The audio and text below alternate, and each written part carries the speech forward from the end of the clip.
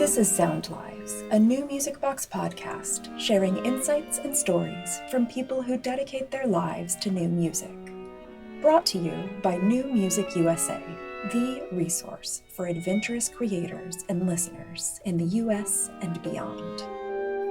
Welcome to SoundLives. I'm Frank J. O'Terry. You're listening to a performance from the Bridgehampton Chamber Music Festival of the first movement of Seven Seascapes, a work commissioned by the festival from Kevin Putz.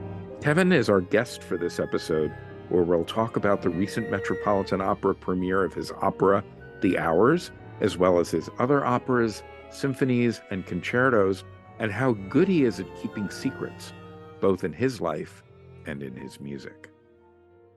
I'm going to start this conversation in perhaps a strange place, but I think it's rather apt to describe what I've certainly been feeling about your music and about you, and what makes it so unique is I find that you as a person and as a composer are really good at keeping secrets. A very unusual quality in this day and era where we overshare everything on social media. I am so intrigued. Let's go in this direction. This is really interesting.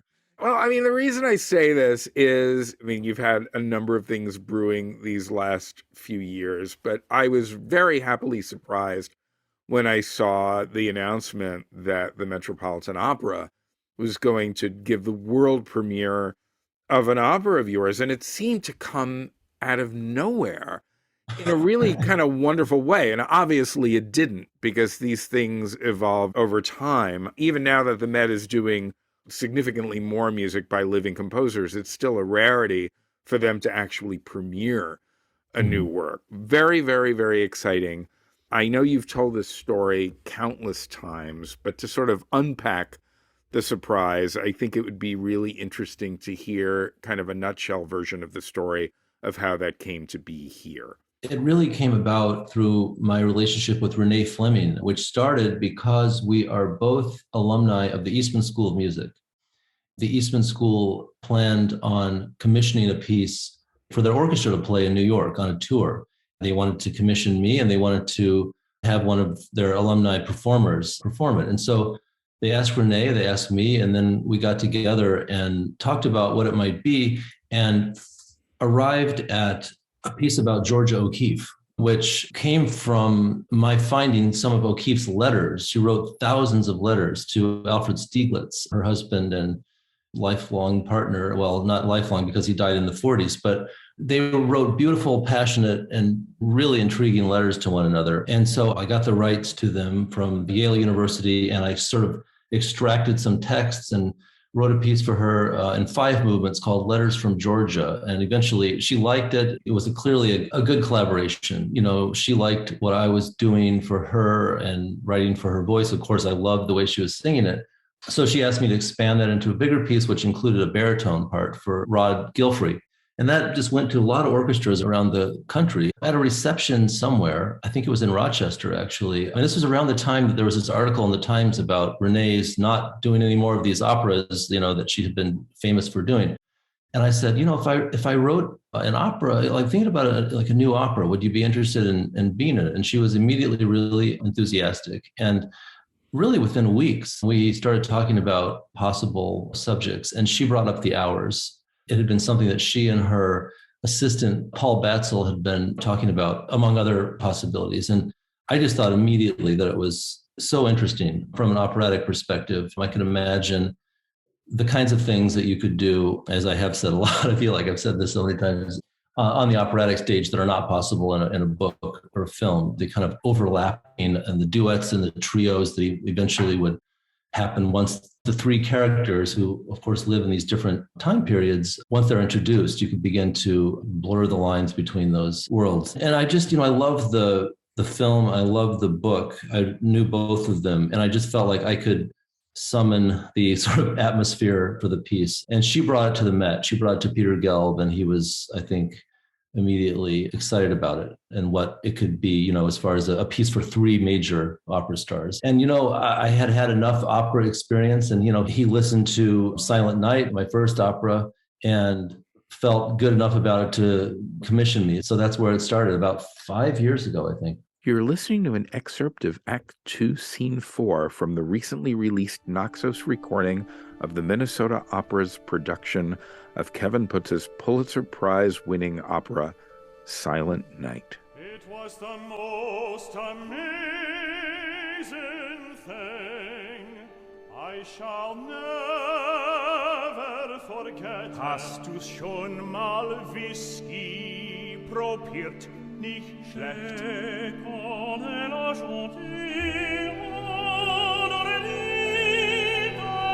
haben wir den Bandmann Jugend begraben. Neben einer Kirche das Bette hingegangen. Zog es zum Kreuz, als wär's ein Feuer. Es heißt du sagst, es ist aus Schafsdarm gemacht.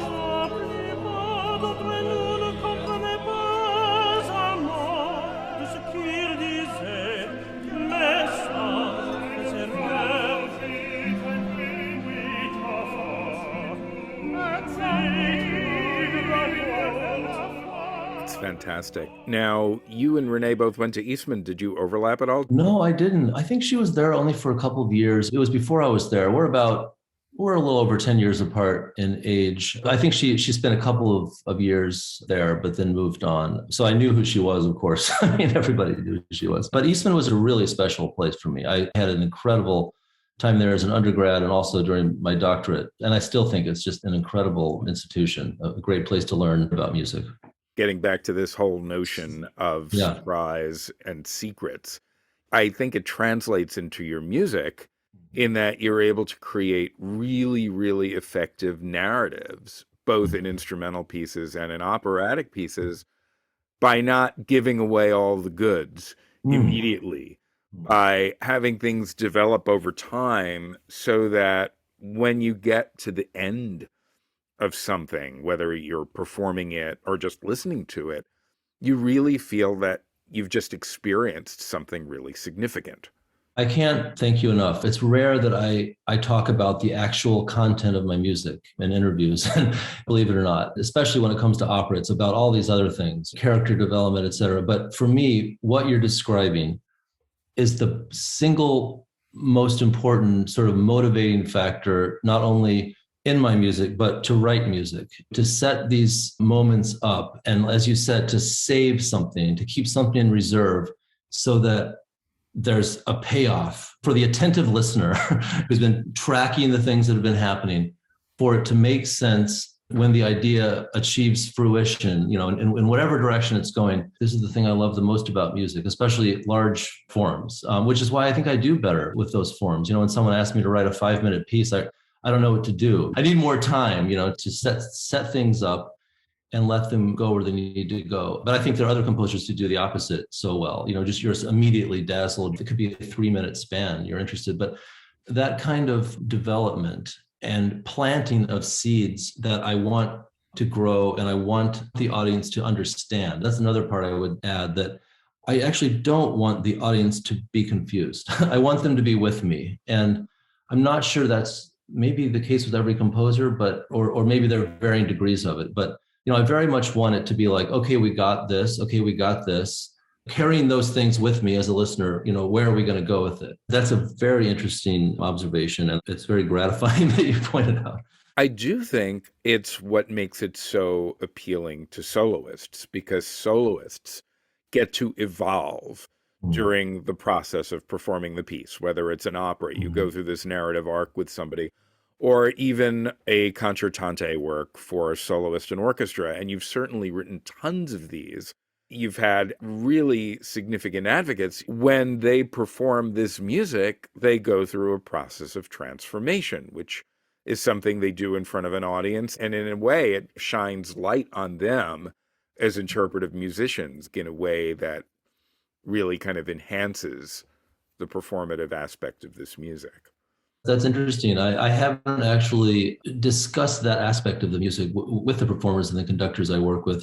I hope it's something that appeals to them. The idea that they start somewhere and go somewhere, even if it's a certain amount of virtuosity that is held in reserve, or a kind of lyricism or a kind of emotional depth that has to be earned. That's something that I've continued to work on, telling the story with those elements and having them arrive at the right place. I remember, there have been times where I think I haven't gotten it right. In fact, I remember one of those early summers at Cabrillo, Aaron Kernis and I were on the same concert, and I had an early version of my third symphony. He was saying, in a very kind of a nurturing, sort of supportive way, that like, I hadn't quite earned the end of the piece. It was satisfying, but there needs to be more before it gets there. I think he was right too. I knew something was not quite right. And what I used to do is I would compose where I'm going before I got there. Actually, that's something I don't do anymore, because for one thing, I don't want to rush the process of getting there compositionally. Also, I don't know exactly where the piece is going to need to go until I get there. For example, the trio at the end of the Hours, that was not something that I thought, oh, this is going to be, I can't wait to get to this moment. I'm going to compose it and then find my way there. I didn't actually know how it would operate musically. I didn't know the content of it exactly, except that we wanted the three stars to be on the stage singing at the same time in a trio for the first time, sort of the qualities of their voices blending for the first time. But getting there was something I had to earn as a composer. That's amazing to me, because that trio felt so inevitable. I thought you had composed because it's like this big moment and you kind of built everything toward it, but that evolved as you were writing it. That's actually amazing to me. Thank you. I mean, it did. In some ways, you have to just deal with the environment where you are. So in other words, after maybe 2.5 hours of music, where haven't I been yet? And for me, when I got there, I began that moment with the orchestra playing a sort of pulse. And you heard so much of that in the opera. There's so much clock-like pulsing going on. I thought the thing to do is not to have that at all, to just have the orchestra as a sort of resonating chamber for the three singers and just let them kind of sculpt the sound, and the orchestra sort of there just sort of to echo the harmony that they're singing. But so that for me felt like the thing I hadn't quite done yet. Another thing I find satisfying about composing is that I have to kind of deal with where I am at the moment, react to not just the immediate context, but the entire context, and find the solution. That was the case with that opera. Let's hear an excerpt of Renee Fleming, Kelly O'Hara, and Joyce DiDonato singing that trio from the final dress rehearsal of the Metropolitan Opera production of Kevin Putz and librettist Greg Pierce's The Hours, featuring the Metropolitan Opera Orchestra, conducted by Yannick Nézet-Séguin.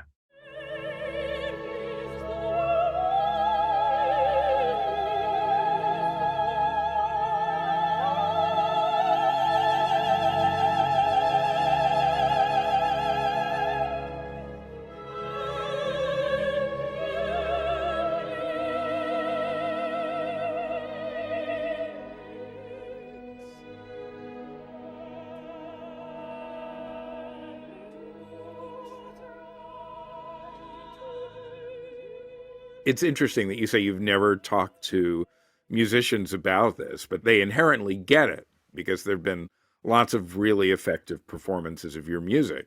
You can feel their transformation as well as the music's transformation, both in the operas and in the instrumental works, orchestra and chamber pieces as well. Early on, you were also a performer. You were active as a pianist. I'm wondering if part of that sensitivity to interpreters comes from the fact that that's a role that you had. Yeah, that could be. And I feel like the less I perform, the further away I get from that sensitivity to that experience, being on the stage for 30 minutes and getting to this moment 2 minutes from the end. What does that feel like? I feel like to some extent, I've lost a little of that, just because I've decided to focus almost entirely on composing. I just feel like being the jack of all trades is not something I really have time to do with the rest of my life. And I have heard from time to time, either people who commissioned my music in administration or something say these things, that the music has an arc and it goes someplace and it develops and it builds. And the performers I work with are mostly not new music performers. So what I'm dealing with, or, I'm writing a piece right now for Joshua Bell. As I present him this piece with orchestra, he's going to be thinking of Prokofiev and Beethoven and Brahms, and at some level comparing the experience of it and the success of it and the craft of it, if it's there, to those composers. And so it puts me under pressure, but I think that's something that I like. The performers, like the ones I've written concertos for, they expect things to kind of arrive in a satisfying way. They're not so interested in enigmatic endings, or they're used to music that goes to a place successfully and effectively and lets them do what they are used to doing on their instruments and gives the entire structure a satisfying arc and a satisfying shape. And so it'd be very different, if I were commissioned by different people, like if Claire Chase asked me to write her a piece, or if Ensemble Moderne, which would never happen, but, I would feel like I'm in a different space. I could do different things, and I would probably do those things. But the work that I have, a lot of it comes from performers who also do, or mostly do, the standard repertoire. Interesting. So it's tailor-made in a way. And I'm curious, going back early on, the piano concerto that you played at Cabrillo, which you wrote very, very personal, very poignant essay about for NewMusicBox many years ago. I assume you wrote that for yourself. I didn't actually. I wrote that for Jeffrey Kahane. He premiered it with Los Angeles Chamber Orchestra, and then I played it. And it hasn't been played a whole lot. I might revisit it and do some revisions. I'd like to record it, actually. But yeah, that was actually an incredible experience, and a kind of harrowing experience as well. As I wrote in that essay you're describing, it was a time when I wasn't sleeping a whole lot. We had a very young baby. I had this idea that I could, from memory, play my piano concerto with Marin Alsop at the Cabrillo Festival, and it had gone fine. And then, suddenly in the performance, I didn't know where I was. I just sort of completely lost track of where I was in the third movement. Not something I'd experienced in rehearsals or practicing. And because I don't perform a lot, or I hadn't been performing a lot, I wasn't used to that kind of thing. And so I just stopped and asked if we could start the movement over, which was, I think, a kind of a surprise to Marin. Probably doesn't happen to her very often, if ever. That was really an experience. And to have to play my own piece like that and to experience my music as a performer, it was really something that had an impact on the concertos I wrote thereafter. I love the third movement. I wasn't at that performance at Cabrillo, and the thing that I find so stunning about that movement is how you just ever so briefly in the beginning use this prepared piano thing. So you have the stick inside. It's there very briefly. It's not the centerpiece of anything, but it's a flavor, and it's extremely effective. It suddenly happens. It's like, oh, there's that. And then it goes into something. And then I go back to, whatever, Ravel, Prokofiev.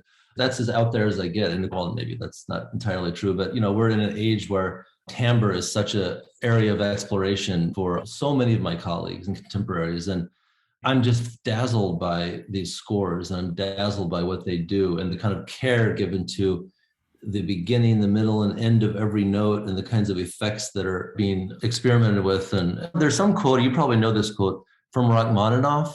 He said, "I've tried to embrace the music of my time, and I feel like a ghost walking among the living," or something. I just feel like I sort of do what I do, and the things I do as a musician and a composer are so deeply ingrained, and they're just such a part of who I am. They're the things that really excite me, and they're often very, very simple things, as you can hear in the music, but I sort of can't escape it. It truly is what I find most exciting about the music I love. Simple, beautiful moments that will probably end up being almost nothing on the page, but what they do to me emotionally is fantastic. You're being very self-effacing with this, because I thought after walking out of the performance of The Hours that this is an opera that could only be written now. It was very much a piece of our time, and it sounded like a piece of our time. The kinds of juxtapositions, the kinds of overlapping of different styles, of different elements. And I'm also thinking of the concerto that you recently wrote for Time for Three. They're a group that's pretty much associated with Americana, and what you did doesn't sound like what they normally do, but it was an element of it. And it was completely idiomatic to what they do. And I think you took them on a journey, taking them to somewhere else where they've never gone before. But once again, it's very much of this time. Here's a bit of the second movement of that concerto Kevin Putz wrote for Time for Three, which is called Contact, and which just won the 2023 Grammy Award for Best Contemporary Classical Composition. It's featured on a 2022 Deutsche Grammophon recording called Letters for the Future, in a performance by Time for Three, who also received the 2023 Grammy Award for Best Classical Instrumental Solo for this album. They're joined by the Philadelphia Orchestra, conducted by Shan Jiang.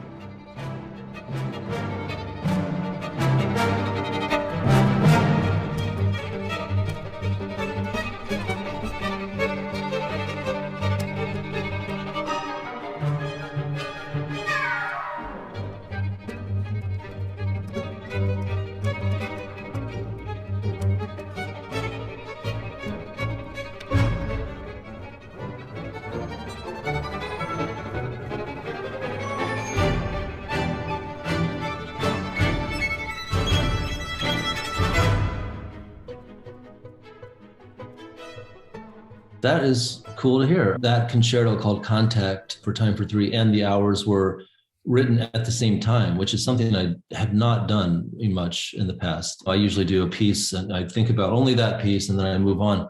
As far as these juxtapositions, that's another thing. It doesn't occur so much in my concert music, but in opera, it really seems to happen. And people have different opinions about it and its validity and whether or not it leads to a recognizable voice. And it really isn't of so much interest to me. I'm more interested in telling the story in the most effective way I can. And, for me, I needed those really stark juxtapositions of very different vocabularies to tell that story in the most effective way. You're dealing with three women who are living in different time periods, different countries, different situations. I needed there to be real delineations between them.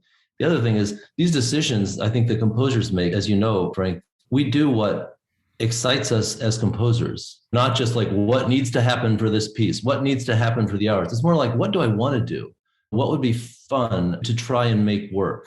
And for me, a lot of that is sometimes having a very stark seam between two scenes and sometimes having it be utterly seamless. And so can you make the audience not really understand how they got to where they are? Both of those things I just find really exciting as I'm working, just in my little office upstairs.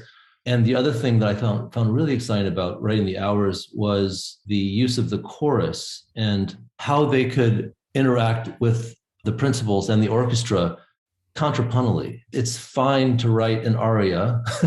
That's interesting and that's exciting as a composer, but it's even better if there could be a duet. And if the duet could be sung between two characters who are living 40 years apart, and also if the chorus can be singing the things that they're thinking in their heads at the same time. So you have this sort of three-part lyrical counterpoint. Just from a composer's perspective, that really kept me interested in writing this opera during a very uninspiring period where we're all isolated and not knowing when live performance might happen again. So interesting to talk about these aspects of that opera. Yeah, that's the aspect of it we haven't gotten to yet, is that both those pieces, the Concerto for Time for Three and the Hours, were created during the pandemic. And I think in some ways, certainly in the Hours where there's a narrative story, there is definitely the story about loss and moving on, but also stasis and dealing with that. And that is very much the present moment. Actually, come to think of it, most of the writing of the concerto for Time for Three was done before we went into isolation. We just continued to work on it. We edited, we revised, we tried things out, we added and subtracted, and I reorchestrated quite a bit. I'm too close to the opera for one thing. One part of writing an opera for the Met is that when it's over, you really want to take a break from it. It's just so all-encompassing. It's exhausting. It was so exciting, but also an emotional roller coaster from the time rehearsal started, but really the last several years, just, composing the entire piece and leading up to this premiere. I think only maybe in 10 years or so will I really understand the way the pandemic affected the composing of that piece. Certainly there were times when it was hard to compose because everybody was home, and my son was doing remote school, and I mean, I need privacy to compose, so I was sometimes getting up very early in the morning. The other part of things is that once I started it and I knew it was going in the direction I wanted, and I'd established the kinds of music for the three characters, in some sense, the piece writes itself. I mean, it doesn't write itself. Of course it doesn't. I mean, it's tons and tons of work and revision and considering and reconsidering. But the hardest thing for me is just deciding on the material. And then the development of it feels logical after that. We haven't really talked about another thing that I feel really is a key part of your music is its sensitivity in its orchestration, how carefully orchestrated it is, whether it's a symphonic work, and I want to talk a bit about the symphonies, or how the orchestra is used in an opera. I'm wondering, how ingrained orchestration is to you in your thinking as you're composing. Are you one of these people who jots down ideas in short score or a piano score and then orchestrates, or does it come fully formed with the orchestration? Yeah, it's just a massive topic. I would say, the things you've mentioned are the most important things to me as a composer. Orchestration, I was a student of Jacob Druckmann at Yale, and I remember him saying that he always just wanted to hurry up and finish the sketch or the short score so he could orchestrate, because it really, for him, was just like being in a candy store or something. And for me, it's the same thing. I absolutely love the process of orchestrating, and it's about half of the process for me writing an opera. So I begin with a piano reduction, because what I found is that opera companies desperately need a piano reduction. This is the first that people hear of the piece is in workshops and rehearsals, and it has to actually work as a piano part. It has to, sound effective. And so the challenge is doing that, and also knowing not exactly, but almost exactly what I'm going to do with the orchestration when it comes to that. But there are always little questions that are not answered. And those are the things that are just so fascinating for me about the process of orchestrating, which for the hours took over a year. I think about the symphonies I've written and those earlier orchestra pieces. Of course, orchestration was important to me back then, as it is now. But I think over the years, I've just gotten better at finding really practical ways to do very complex things with an orchestra. And that's actually something that I remember my other mentor at Yale, Martin Bresnik, would always say about Druckmann's music. He would say, he has this way of making the most complex structures and complex textures and things happening. But you look at each part, you look at the trumpet 2 part, and it's the easiest thing in the world. I absolutely love that. The fact that I could do something for the violins, for the oboes, for the vibraphone player, for the harpist, that is completely manageable on their instrument in the week that they have to learn this piece and perform it. But the composite effect of the entire thing is what it is. So I don't find that a kind of burden. I find it absolutely fascinating to find ways, some really difficult gesture that I have swooping up and down. Can I do what Stravinsky did and, make that totally idiomatic for all the instruments involved? It's a huge part of the process, and for opera as well. And sometimes I feel in the opera, things get buried a little bit in the pit. I wish they would, on the orchestra stage for a symphony orchestra, it's just a different feel entirely. And so I think, for example, John Adams, he approaches opera orchestration in a very different way from his orchestral pieces, and very smartly so, because some of the detail can kind of get lost, or some of the subtle details in orchestration, or just not matter as much because it just gets kind of a little bit submerged in opera. But yeah, it really is. And for any piece I write that involves an orchestra, these days I start with a piano reduction. So for example, Contact, the piece I'm doing right now for Josh Bell, or Renee Fleming's Song Cycles, all begins with piano. And sometimes I add a staff if there's something I can't quite fit in 2 hands. But I always put very explicit notes to myself, harp, string pizzicato, brass, mutes, or even something simple like brass/woodwinds, just to know that I'm not thinking strings. But usually when I get there, I remember what I was doing anyway, because the ideas spring from my imagination of what will happen in the orchestra, and that wasn't really the case so much, when I started writing orchestra pieces. I play the piano and then improvise the ideas on the piano, and not have a super clear idea of how that would translate to orchestra. But these days, when I play something on the piano, I'm pretty sure of exactly how I will translate that to orchestra. Interesting. It sounds like it's time for you to write your fifth symphony. Yeah. I don't know. It's so arrogant. A symphony. I'm going to write a symphony. Even thinking about my 4 symphonies, it feels like I've tried to do something significant, but really, I just didn't know what else to call them. An orchestra piece that's about 25 minutes long. Well, my first one was my dissertation at Eastman. That did occur to me, that I'm going to write an important orchestra piece after Chris Rouse had made me listen to 100 symphonies from all over the world as part of my lessons. I thought I would try my hand at it. And with the first 3, I had this plan that I was going to write shorter symphonies that are 1 movement long and then eventually connect them all into a massive symphony, but it just didn't happen. Well, the first 2 are single movement symphonies. Right. And when you talk about contemporary, that's certainly been antecedents for it. Samuel Barber wrote a really great single movement first symphony. There's the Sibelius, even before that, the 7th.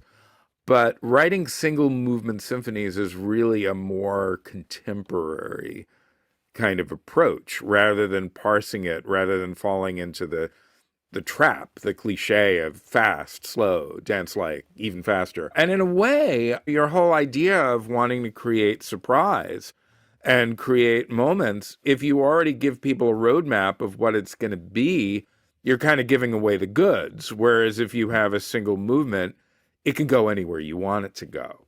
Again, an excellent point. And I think, as has been noted, there's a cinematic quality to my music. And in fact, I love film, and not just film music, but I love film itself. And I think with those pieces, those single movement pieces, I thought I want to make it an unbroken narrative arc, like a film. Like, why should we have to stop? And I've kind of changed my tune on that a little. In fact, I just finished a concerto for orchestra that were premiered in St. Louis, and it's like 7 movements. There are a couple of those that are a taka, but there is something I also do like about the chapter. It's a relief to stop and then say, okay, I can start entirely different. These days, I'm not sure where I am about that. Certainly with opera, it has to feel like at least 2 halves that are unbroken, maybe 3. But at the time, I just thought there's no reason to stop. I should be able to continue this momentum and hold the audience with me throughout a span of 25 minutes if I do it right. That was the motivation for that. Here's the initially simple and very beautiful opening of Kevin Putz's Second Symphony, a work that was created in response to the terrorist acts of September 11th, 2001, in a performance by the Peabody Symphony Orchestra conducted by Marin Alsop, released on the Naxos American Classics series.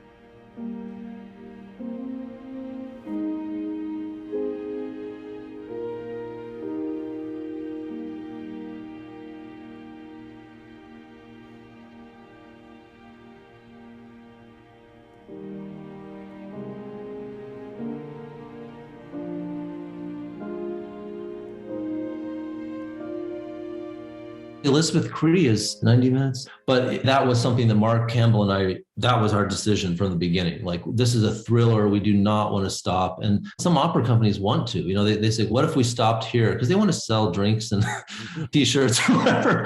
In fact, that's kind of the first thing you think about, when you write an opera, like, okay, where's the act break in this story? Like, because it has to be somewhere that makes sense. It has to make people want to come back and hear the second half. So it's a necessity, I suppose. I mean, of course, movies used to also have a break. And they probably still should, but Now, yeah. you've not done a film score. Is that something you'd be No, interested I really want to. I really want to. I'm hoping for that in the next few years. We were very excited that The Hours, the HD broadcast was like number 8 in box office gross.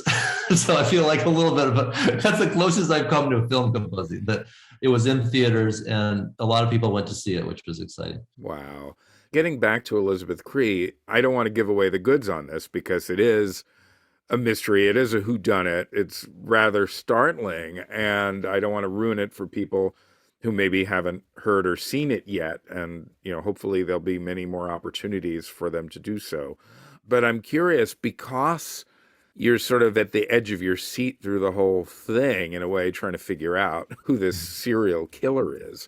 How did that shape the kinds of musical decisions you had in terms of resolving things, in terms of shaping music? And I feel like I'm not completely giving away the goods here. It doesn't completely resolve. There is a lot of ambiguity to it, which I think is part of its power. But once again, that's a musical thing. And I felt it was enhanced by that music, but I wasn't quite sure how you were doing it. So I'm curious how you approached it. Well, as far as the moment when you find out what's been going on, I probably was reserving something for the kind of most frenetic aria to happen at the end for Elizabeth. That piece is actually, it's interesting. I think maybe now I'm thinking all my operas are the same, just talking to you today, Frank, because Silent Night has 3 armies. And you cycle between the French, and now it's the Germans, and now it's the Scottish.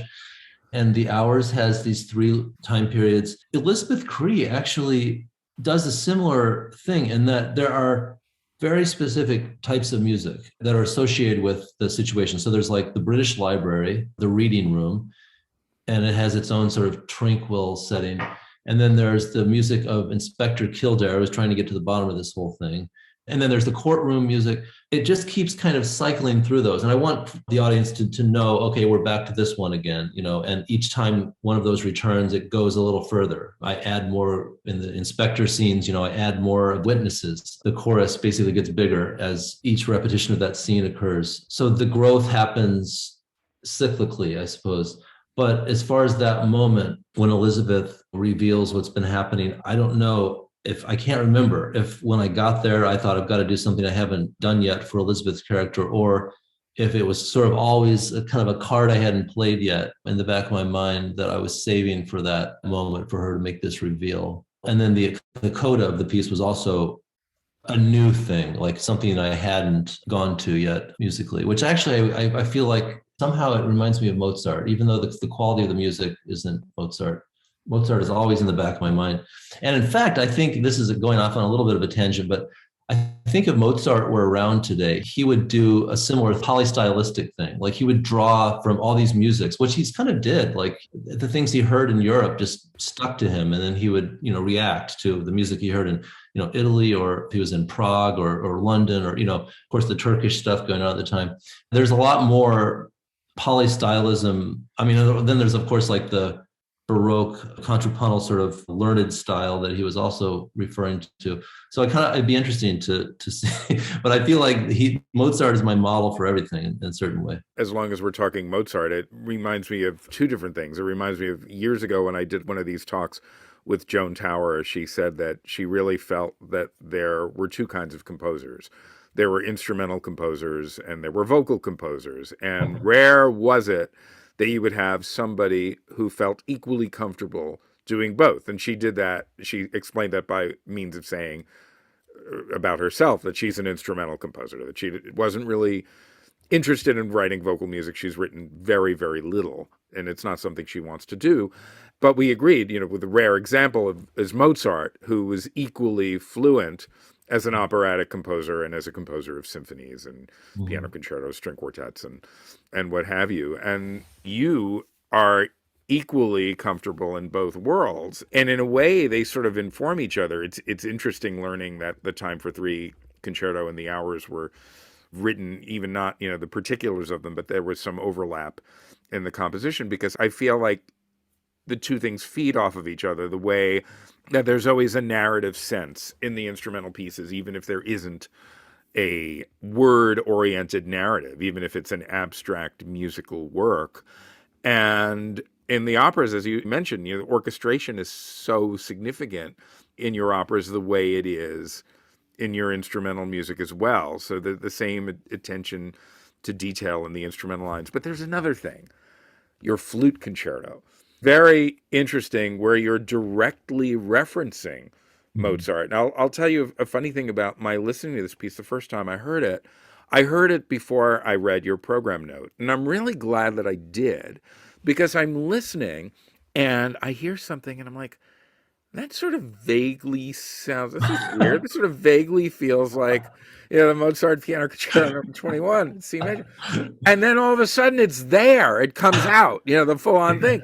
Had I read the program note, I would have been waiting for it, so the surprise would have been gone.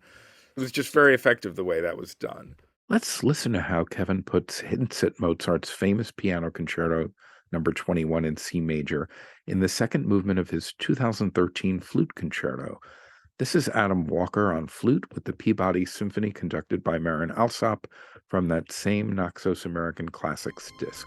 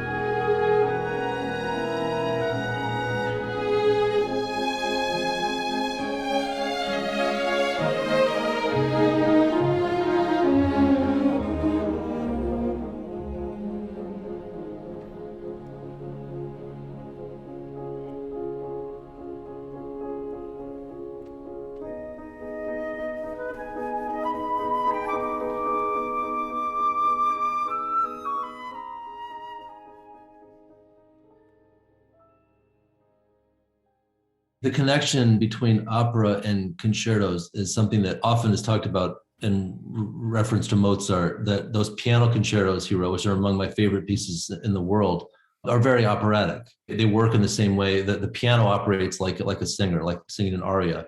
I think in similar ways that with opera, you're often dealing with the one against the group, the one reacting to the group, the solo voice, which is unaided and undoubled and, in relation to a group of people playing surrounding it. And it's the same with a concerto group. It's actually very challenging. It seems like all I do these days is write concertos and operas. And when I had to begin this new concerto for orchestra, it was actually very difficult because I couldn't use that model, the setting up the entrance of a person, a voice. And what does that voice sing as an independent voice against a group of voices? And what's the dialogue like between the orchestra and the soloist?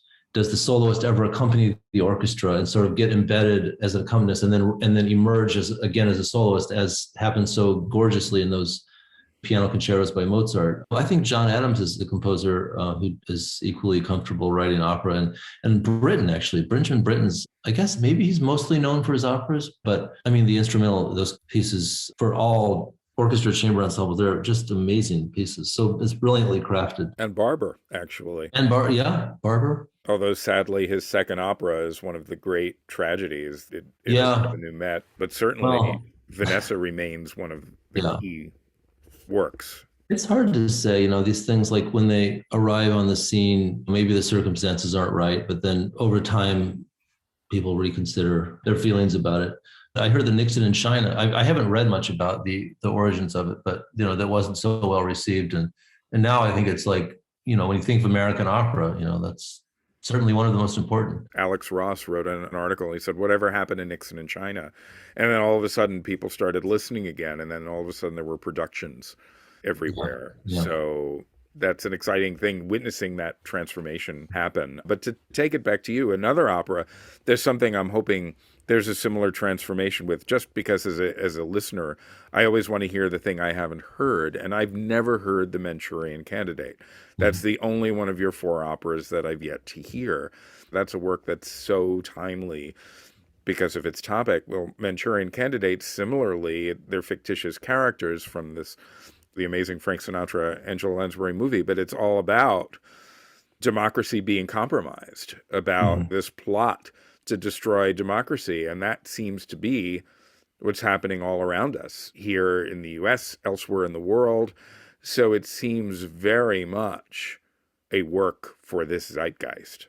That is true. I'm not someone who likes to pretend about my music or mince words about it either. I just think there are problems with that opera that I went into the composing of it sort of glibly, actually, feeling, oh, I wrote my first opera and it went great, so I'm just going to do it. I'm going to do the same kind of thing with The Manchurian Candidate. And it's a different kind of piece entirely. It's a thriller. It's about suspense. Adopting the same kind of polystylistic approach just doesn't entirely work. It takes the audience out of that focus. I think it contains some of the best music I've written, but I would like to revisit it at some point.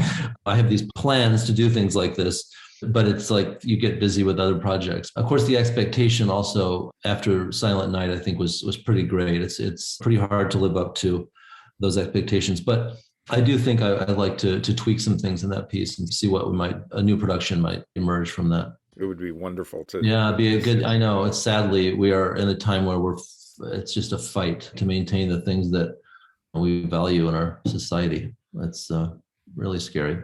With the flute concerto, which we sort of talked, the way that you used Mozart's music and sort of transformed it and made it your own. I mean, I'm thinking of what you did going even further along those lines, being inspired by other music, but then not actually using it in your third and fourth symphonies. Your third symphony was inspired by an album by Björk, but there are no Björk tunes in the symphony. And even further, your fourth symphony was inspired, and originally you were going to use music of Native American peoples of the territory around San Juan Bautista, where the premiere took place, this incredible land. It's funny, when I think of that place, I always think of Vertigo, because that's where that Absolutely. That's the music that's glued in my head for that. And mine too. But you wound up not using the Native American music because you were told not to because of the sensitivities. Yeah. And it's very interesting, how do you reference other music without using it? And what is your process for doing that? I'm curious. In the case of that third symphony, which I call Vespertine, that's the subtitle of began as a little shorter piece. As I think I described earlier, that's the piece that Aaron Kernis was commenting on at Cabrillo. But then I decided to expand it a little and make it into a full-fledged symphony. I'm not up to date on a lot of things that are going on, pop music, for example. So I was at the Academy in Rome, living there as a fellow, and whatever year that was, 2001, I guess. And the TV was on, some kind of like MTV in Italy, whatever that is. Is there still MTV? There used to be, anyway. And my friend, who is an art historian, was just hanging out. And I said, oh, what is that? I love that. There was like this video, like a music video. And I said, what is that? She's like, that's Björk. You haven't heard Björk's music? And I was like, well, I've heard of her, but this is gorgeous. Like, it's this so beautiful timbrally. There's this gorgeous string textures and choral textures. And I really like the shapes of her voice, like the kinds of things she was doing, the swoops of her singing, and the kind of just the melodic quality of her singing in relation to, and the kind of oddness too, the oddness and the transparency and the fragility of her singing, and sometimes power as well in relation to this sonic world around her. And so I just thought, I want to do something. I want to react to this in my own way. And I don't know how well it succeeds, but I was interested in the same kinds of things, making the orchestra feel like this swirling sound world around the melodic ideas of the piece, and to have the melodic ideas just in some sense be an imitation of her vocal style. And that's really all it is. I wasn't really interested in using melodies, but more just reacting to the sound world of that album. See if you can hear the influence of Björk in this passage from Kevin Putz's Symphony No. 3, Vespertine, which we're listening to in a performance by the Fort Worth Symphony, conducted by Miguel Harth-Bedoya from the CD Take 6, released on the orchestra's own label.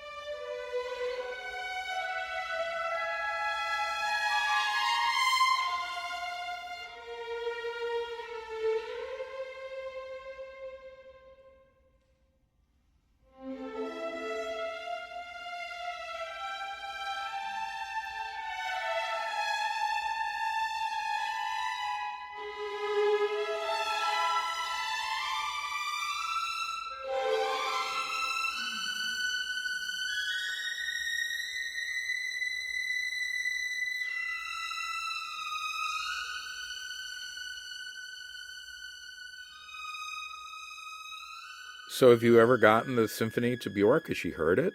I'm not sure she's heard it. I asked if I could name the movement titles after her song. I think they're quotes from her lyrics. And I guess I got a note back that she was okay with that, but does not endorse the project, or does not, I can't remember what the wording was, but I'm not sure it'd be her kind of thing. I'm not sure when it comes to modern classical music. I think she's into some pretty out there stuff, and my stuff isn't in that category. So, that's a piece I like to go back into and do what I've learned over the years and with regard to this sort of practical scoring, because I think in many ways that orchestra piece it's too hard. I mean, it's not like it's impossible. It's not like as hard as Thomas Adès or something, but to play it really well, it requires a lot more rehearsal than I think people really have. And so I feel like I could find ways to be more practical and have it just play itself better in a week of rehearsal. Yeah, I was pretty demanding, actually, of orchestras, which was only 15 years ago. But I feel like since then, I've come to terms with what an orchestra can realistically do, even with the very best players in a few rehearsals. Now, the Fourth Symphony, again, you're referencing music without actually using it. It inspired you to create your own music. I'm curious about that process. I found transcriptions of those Mutsun melodies from that time, the early days of the Mission San Juan Bautista. They're actually available in the library. There's one of the missionaries transcribed some of their tunes. I didn't, of course, as you said, I didn't want to quote any of them because those tunes were used for a very specific purpose, and it's sort of not okay to just use them for another purpose, which would be, a orchestral performance. So I think what I did was I sort of tried to encapsulate the intervallic qualities of some of them, which a lot of them are somewhat pentatonic, and the kind of shapes, just melodic, rhythmic shapes of some of them, but just didn't quote anything verbatim. There's a lot in that piece, but that one movement, I think of the second movement, as kind of like an imaginary compendium of melodies, which are all derived by myself. Let's listen to some of the second movement of Kevin Putz's Symphony No. 4 from Mission San Juan in a performance by the Baltimore Symphony conducted by Marin Alsop, which was released on Harmonia Mundi.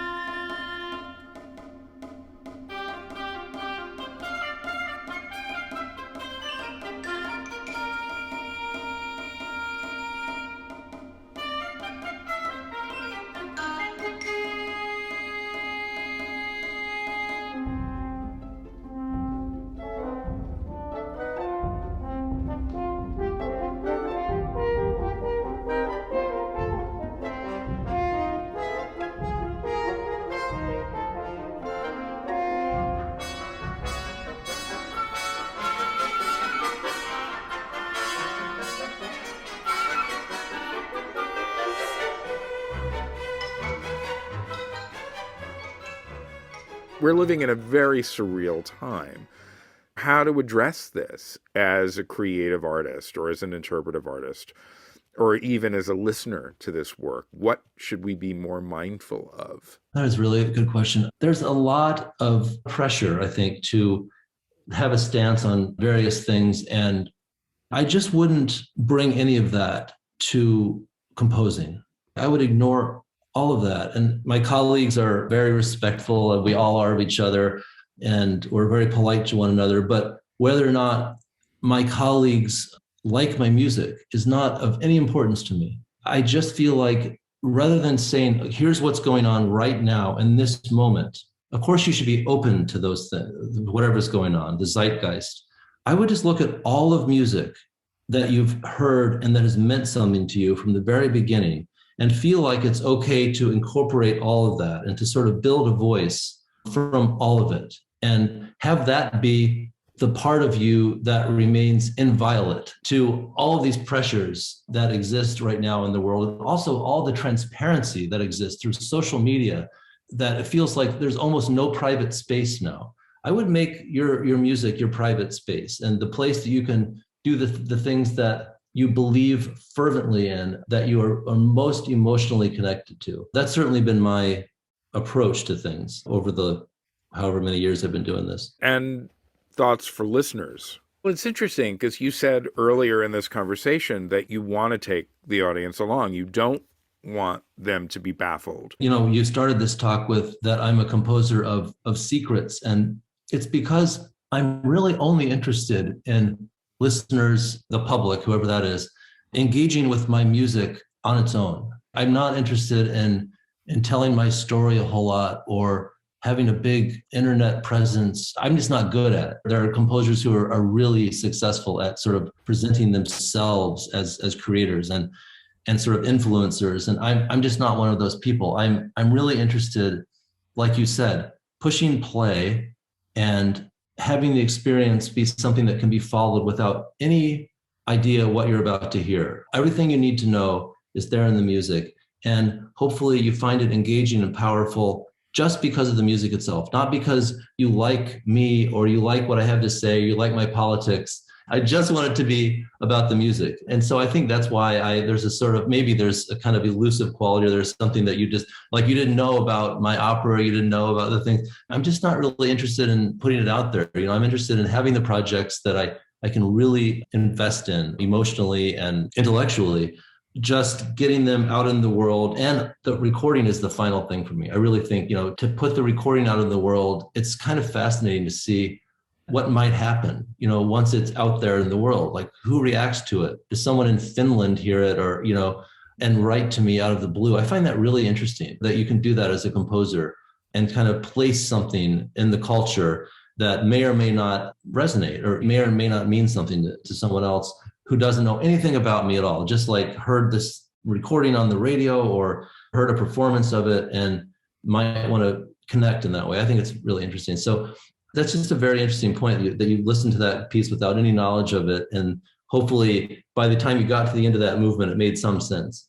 I'm not trying to criticize people sort of coming down one way or the other on things, but it really does feel like that's where we are as a society. You know, you're either like on this side or you're on this side, and there's no gray area and there's no room for discussion. You know, I have to say, this whole idea, you know, you're either for us or against us. I mean, I remember, I think it was W who said this with the terrorists. You're either with us or you're with the terrorists. And this sort of binary thing, I think is very dangerous. And I think it's why we're so polarized as a society right now about every single issue. As a writer, as a poet, or whatever you are, a painter, you should be able to go to that place and just shut out everything else. And like, these are the harmonies I love. This is the way of working that I feel more at home than any other moment in my life. You know, this is it. Thank you for spending an hour with me. Oh yeah, thank you for I'm honored to be part of this thing. That brings us to the end of this episode of SoundLives with Kevin Putz. But before we sign off, let's listen to a bit of one more piece of his music. This is from his setting of words by Mother Teresa called The Fruit of Silence, which is a movement of his choral work To Touch the Sky, which is here performed by Conspirare under the direction of Craig Hella Johnson, also from that Harmonia Mundi CD. New Music Box is brought to you by New Music USA, the resource for adventurous creators and listeners in the US and beyond. This program is funded in part by the National Endowment for the Arts, the New York State Council on the Arts, the New York City Department of Cultural Affairs, and listeners like you. If you enjoyed today's episode, visit newmusicusa.org to explore more stories and voices from our new music community.